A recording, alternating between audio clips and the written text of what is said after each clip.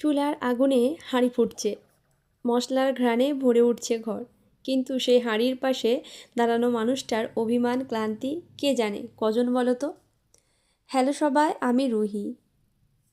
আবারও একটা নতুন ভিডিও নিয়ে আপনাদের কাছে। ভোর থেকে রাত অবধি সে ছুটে চলে, বাজার ঘর সংসারের খাতা সব হিসাব মিলিয়ে ফেলে, শুধু নিজের স্বপ্নের পাতাটা ফাঁকা থেকে যায়। মাছের কারি যখন টেবিলে ওঠে সবাই বলে আহা কি দারুণ স্বাদ। প্রথমেই দিয়ে দিলাম তেলের ওপরে পেঁয়াজ বাটা, তারপরে পেঁয়াজটা লাল লাল মতন হয়ে এলে দিয়ে দিলাম আদা রসুন বাটা, তারপর টমেটো বাটাও দিয়ে দিলাম, দিয়ে একটু নুন দিয়ে দিলাম।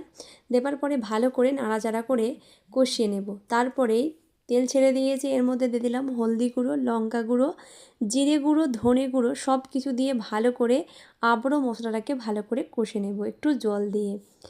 জল দেবার পরে তেলটা ছেড়ে এলেই এর মধ্যেই দিয়ে দেব এবার মাছগুলো। আর এই খাবার যখন টেবিলে পরিবেশন করা হয় তখন মনে হয় আহ কি দারুণ স্বাদ। কিন্তু কেউ কি বোঝে সেই স্বাদের আড়ালে আছে লুকানো অশ্রু, পেঁয়াজ কাটতে কাটতে ঝরা কান্নার সাথে নিজের দুঃখ যে গলে মিশে যায় তাতে। মেয়েরা সব কিছু দেয়, সবার ক্ষুধা মেটায়, সবার হাসি রক্ষা করে, তবু তাদের ক্ষুধা, তাদের হাসি অনেক সময় অদৃশ্য থেকে যায়। তাদের দুঃখ হলো সবাই খুশি থাকলেই তারা খুশি, কিন্তু কেউ থেমে যদি জিজ্ঞেস করতো তুমি কেমন আছো, সেটাই হয়তো তাদের আসল সুখ।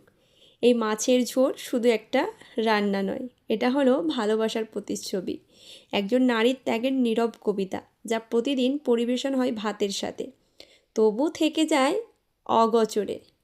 ভিডিও ভালো লাগলে সিটি ভিলেজ রুহি চ্যানেলটি অবশ্যই সাবস্ক্রাইব করবেন, লাইক কমেন্ট শেয়ার করবেন।